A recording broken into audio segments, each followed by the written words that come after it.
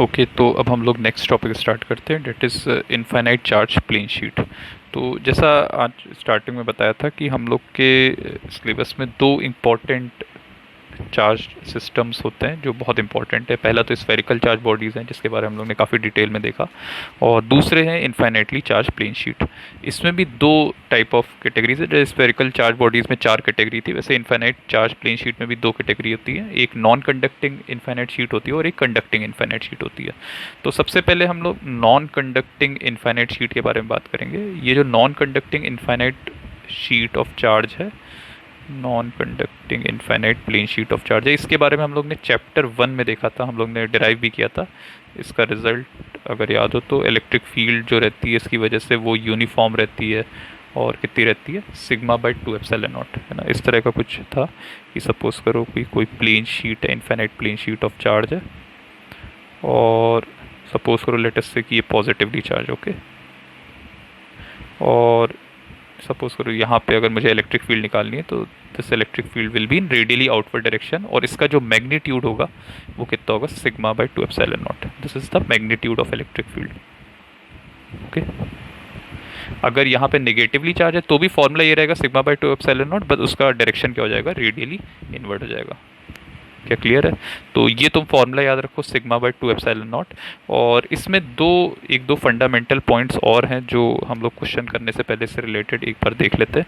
पहली बात तो नोट में तुम ये लिख सकते हो कि तुम इस बात को समझो कि कोई इनफाइनाइट शीट, है ना, प्रैक्टिकली तो पॉसिबल है नहीं, है ना। कोई भी चीज़ इनफाइनाइट तो होती नहीं, इनफाइनाइट एक रिलेटिव टर्म है, ठीक है। तो जैसे हम लोग क्या कहना चाह रहे हैं कि जैसे सपोज करो कि कोई यहाँ पे लेटेस्ट से बिल्डिंग है ना, और कोई बहुत दूर से देख रहा है, तो कोई बहुत दूर से देखेगा तो उसे छोटी दिखेगी बिल्डिंग, और जैसे जैसे पास आता जाएगा उससे बिल्डिंग का व्यू ज़्यादा बड़ा दिखता जाएगा। तो अगर कोई मान लो यहाँ से दिखेगा तो उसे तो बिल्डिंग बहुत बड़ी दिखेगी, तो उसके लिए इनफाइनाइट है, लेकिन इसके लिए इनफाइनाइट नहीं है। तो अगर पॉइंट जो है वो बहुत दूर है तो उसके लिए इनफाइनाइट भी क्या हो जाएगा, फाइनाइट हो जाएगा, और कोई बहुत पास में तो उसके लिए जो फाइनाइट चीज़ है वो भी क्या हो जाएगी, इनफाइनाइट हो जाएगी।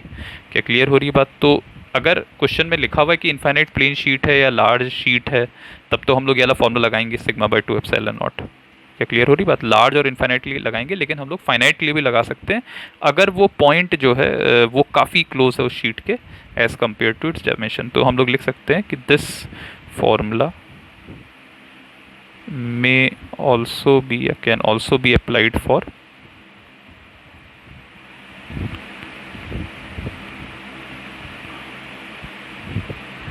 finite non-conducting sheet provided point is close as compared to its dimension।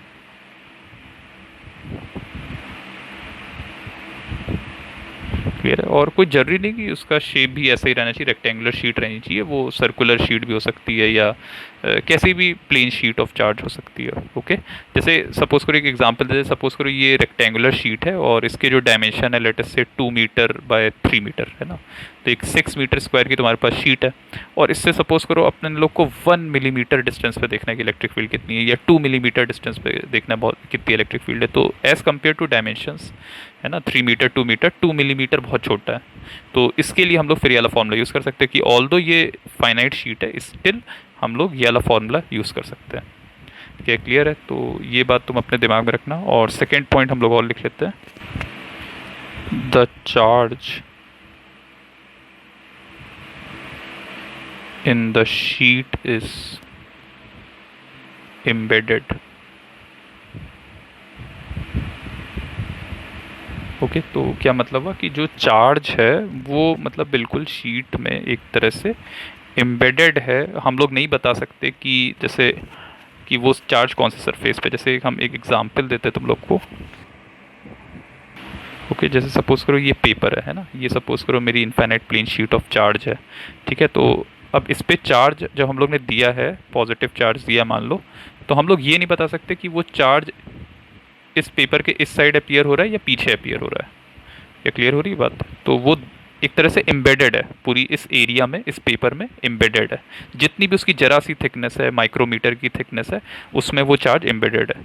तो अगर इसकी सपोज करो जैसे अपने को चार्ज डेंसिटी पता है सिग्मा है, तो जब हम लोग करेंगे मतलब अपने को मान लो टोटल चार्ज निकालना है, तो charge per unit area into area of the sheet, है ना, जो भी इस रेक्टेंगुलर फेस की एरिया वो करके हम लोग क्या निकाल सकते हैं, टोटल चार्ज निकाल सकते हैं। तो ये खैर अभी और क्लियर होगा जब हम लोग कंडक्टिंग शीट देखेंगे, जब उसके साथ तुम इसको कंपेयर करोगे तो तुम्हें और क्लियर होगा कि इस पॉइंट का मतलब क्या है कि the charge in the sheet is embedded. Okay.